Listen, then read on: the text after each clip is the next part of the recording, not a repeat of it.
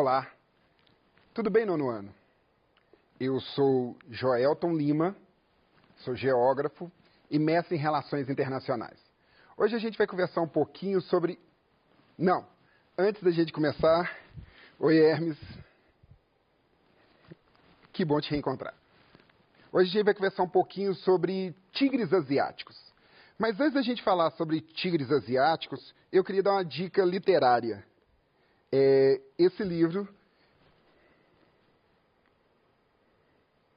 Made in Japan, é uma biografia, é uma autobiografia de um sujeito chamado Akio Morita. Akio Morita foi um sujeito muito legal. Ele participou muito ativamente desse processo de estruturação de tigres asiáticos e novos países industrializados. Ele fez pouca coisa na vida. Akio Morita já faleceu. E antes de falecer, ele escreveu esse livro. Esse livro foi concluído em 1986. E é muito legal porque esse sujeito é um primogênito, ele é japonês, primogênito de uma família, então ele tinha que herdar as empresas do pai.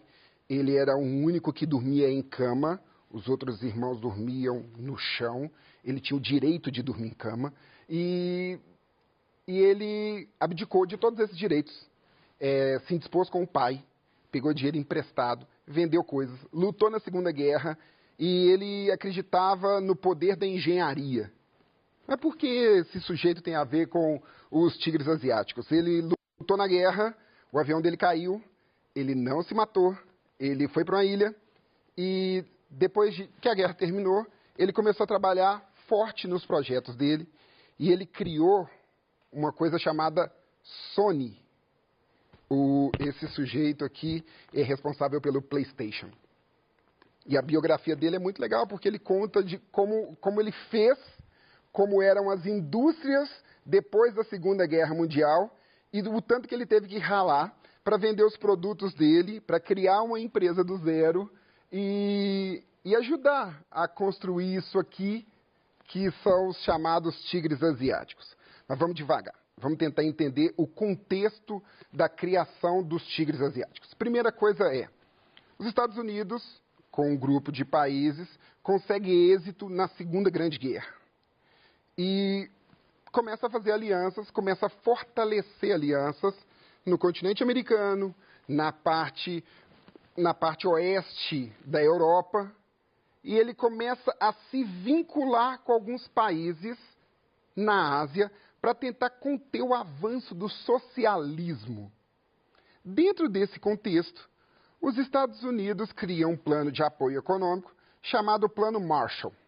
E esse Plano Marshall dá muito dinheiro para alguns países da Europa e para o Japão. E o Japão começa a investir principalmente em duas frentes: tecnologia e educação. Guarda isso, que isso é muito importante. Galerinha, pensa no seguinte: se o país está investindo em tecnologia e educação, e é nesse contexto que o Akio Morita faz toda a narrativa dele, ele narra a reconstrução do Japão pós-Segunda Guerra e como é que naquele momento ele constrói uma empresa. Naquele contexto, o Japão começa a se reconstruir, investindo em educação e tecnologia, e começa a avançar muito rapidamente, melhorando a sua produção industrial e melhorando o seu jeito de distribuir a produção para o resto do mundo. Ele conta aqui, e esse é um ponto interessante, que os produtos japoneses eles eram vistos no mercado internacional como a gente enxergava os produtos chineses antes. Lembra os produtos chineses lá, quando você era bem novinho na sua infância, que todo mundo dizia que produto chinês não tinha qualidade, e esse ranço tem passado em relação aos produtos chineses. O que acontece... É legal ver o Hermes tentando fazer ranço, ou esse desprezo pelos produtos chineses tem passado. O que acontece é que o Japão ele tinha essa característica de produzir, de fazer produtos industriais com baixo valor agregado, com qualidade muito duvidosa, e o Japão começa a perder esse posto.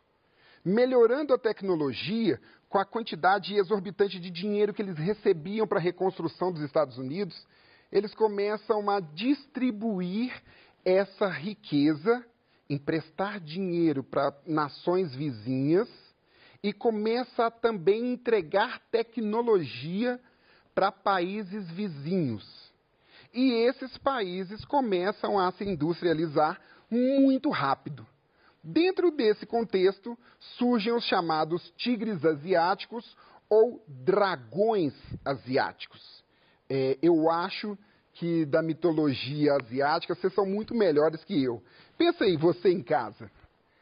O que é um dragão? Por que esses países eles são, de acordo com o que se diz na Ásia, por que eles são chamados de dragões asiáticos e a gente trouxe para cá, mantendo o significado, mantendo a ideia? Por que a gente chama esses países aqui de tigres asiáticos? O que é um tigre? É um animal extremamente ágil e extremamente voraz. Um tigre é muito rápido, o tigre é muito voraz, então ele tem um apetite muito grande e ele não perdoa. O tigre ele não tem piedade, não é uma característica típica de um tigre ser piedoso. As características desses países chamados de tigres asiáticos eram exatamente essas, atribuídas à indústria, ao perfil industrial. Eram países ou são países que se espalham suas indústrias ou seus produtos em países específicos pelo mundo inteiro, derrubando o mercado, disponibilizando esses produtos por um preço muito menor e fazendo com que as outras empresas não tenham possibilidade da competitividade. Muitas vezes, esses países produzem com mão de obra barata, matéria-prima de origem duvidosa e conseguem baixar os custos de produção e melhorar a distribuição ou a recepção desses países mundo afora. Passei por cima de você, né? Não? Então tudo bem. Vamos lá. O que acontece é que Tailândia, Vietnã, Hong Kong, Singapura, Indonésia, Coreia do Sul são chamados de tigres asiáticos e pelo mesmo motivo, lá eles também são conhecidos como dragões asiáticos por causa dessa mistura de características. O que é um dragão? Dragão é um ser mitológico. Daí de casa vocês conseguem descrever um dragão muito melhor que eu. Garra de tigre, alguns dragões têm uma juba de leão, tem a face reptiliana, tem um corpo de réptil. Então, ele é uma mistura de algumas características mais perigosas de muitos animais. Os tigres asiáticos ou dragões asiáticos são, assim, soma de características industriais herdadas dos países que colaboraram nessa construção. E aí, a gente tem os 4 primeiros tigres: Taiwan, Singapura, Coreia do Sul e Hong Kong. Perceba que eu não disse que eram os 4 primeiros países. Por quê? Taiwan é uma ilha rebelde que se desvinculou da China. Então é reconhecido como um país pela maioria dos países do mundo, menos pela China. Singapura é uma cidade-estado, é uma cidade-país, e que se industrializa muito rápido e muda de patamar de desenvolvimento muito rápido. Coreia do Sul, então a parte sul da Coreia adota esse modelo japonês de produção, e a área de protetorado inglês de Hong Kong, que depois disso foi devolvida à China. Então, essa porção da China extremamente capitalista chamada de Hong Kong, Coreia do Sul, Singapura e Taiwan produzem com tecnologia e capital herdado do Japão, evoluem muito no que se refere a características de tecnologia e educação, fazendo com que seus produtos e suas empresas alcancem grande parte do mundo. Pensa no seguinte, eram áreas no Sudeste Asiático, de industrialização muito recente, e aí eu estou dizendo de tudo isso por volta da década de 70. Economias extremamente competitivas, foco no mercado externo, então não era só produto para abastecer o mercado interno, era produto principalmente para suprir a demanda mundial. Transbordamento, elas eram, ou eles eram, fruto do transbordamento do capitalismo japonês e da tecnologia japonesa, que depois de um certo tempo passam a evoluir, modernizar-se economicamente, fazendo um cordão de proteção capitalista em torno do Japão. Então, para além da força que o Japão representa, em torno do Japão, um grupo de países protege não só fisicamente, mas protege economicamente a estrutura econômica de um país que se fortaleceu. Então, é por isso que especialistas dizem que existe um cordão de isolamento, um cordão de proteção de capital estrangeiro em torno da economia japonesa. Um detalhe interessante é que muitos dos autores que a gente consulta para falar de tigres asiáticos ou de dragões asiáticos falam das chamadas plataformas de exportação.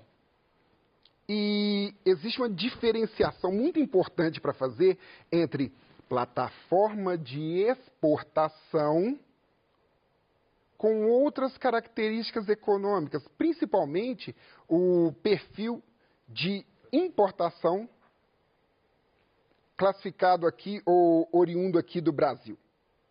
Vamos tentar entender isso, o que é plataforma de exportação e plataforma ou estrutura de importação aqui do Brasil. Esse perfil, ele surge na década de 70. Os tigres asiáticos, eles começam a ganhar força ali na década de 70. E eles criam uma coisa chamada plataforma de exportação. O produto é para ser colocado em todos os países do mundo. Então, eu tenho que produzir rápido, eu tenho que distribuir rápido e eu tenho que fazer com que esse produto chegue com um custo muito baixo para a maioria das pessoas. Surge na década de 70, esses países possuem por característica investir em educação e investir em tecnologia.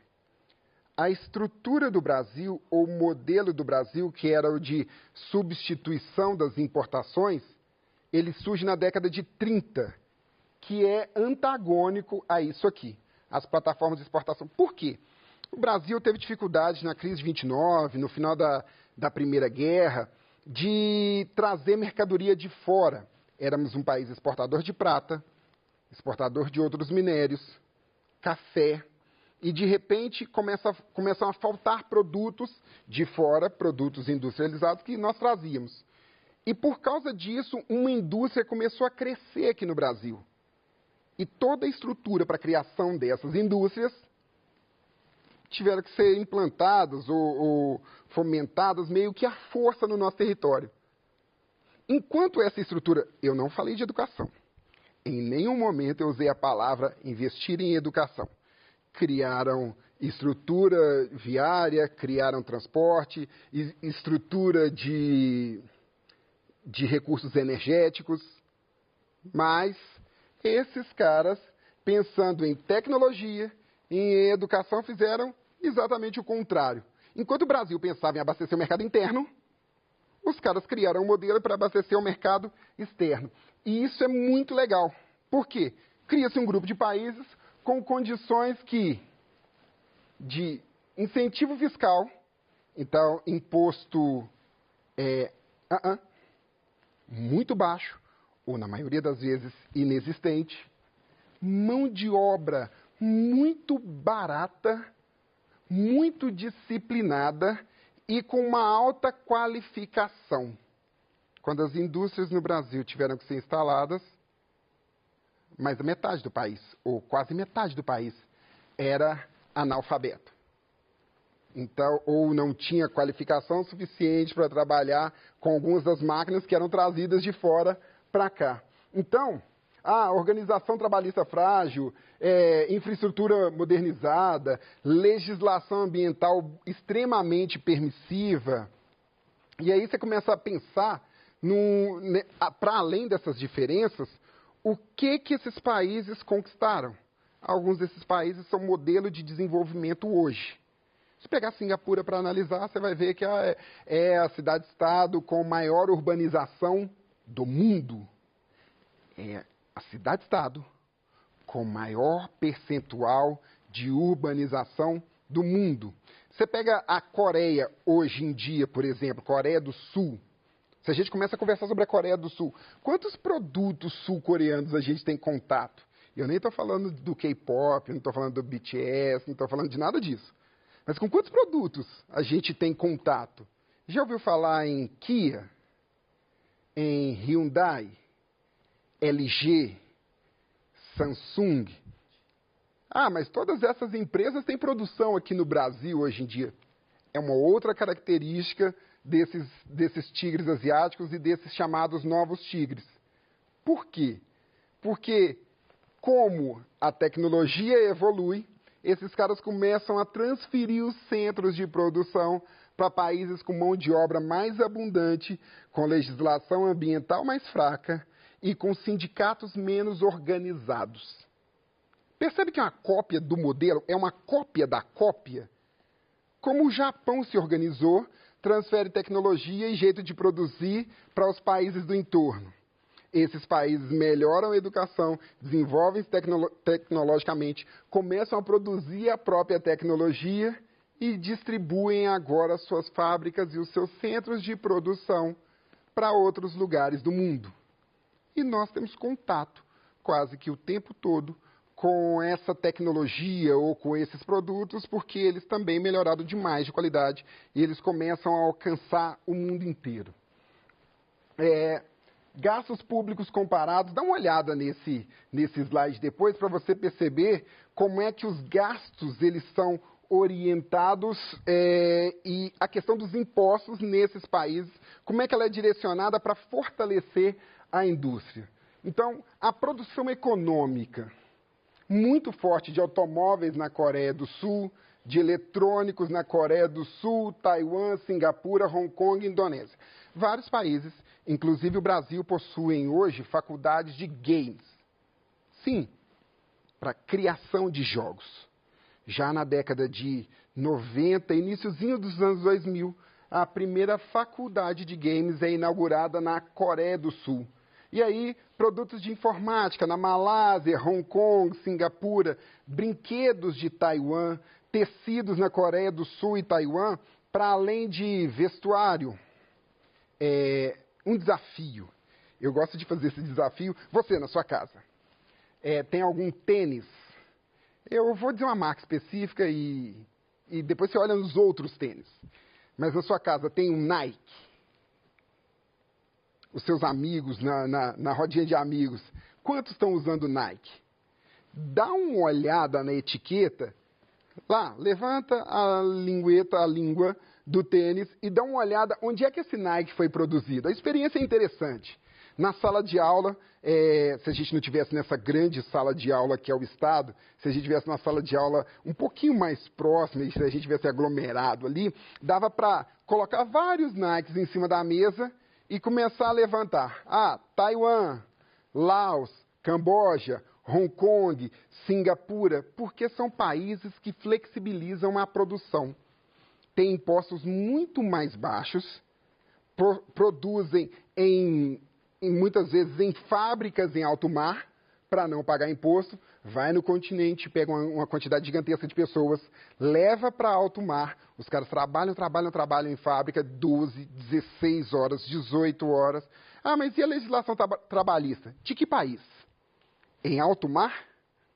Depois que as pessoas trabalham por 15 dias, 20 dias, eles pagam as pessoas em dólar, devolvem as pessoas para o continente, pegam outra leva de pessoas e continuam produzindo. Sem lei trabalhista, sem proteção ambiental, jogando o custo do produto muito baixo. E por isso que em algumas situações os tênis, os produtos não só da Nike, mas de outras empresas, eles foram rejeitados no começo dos anos 2000 por alguns países europeus, por exemplo. Por causa dessa característica de pouca proteção ao trabalhador. Espero que você tenha entendido. Espero que você busque mais conhecimento, que você se aprofunde nesse conteúdo. Eu vou ficando por aqui. Se cuidem e até a próxima. Valeu!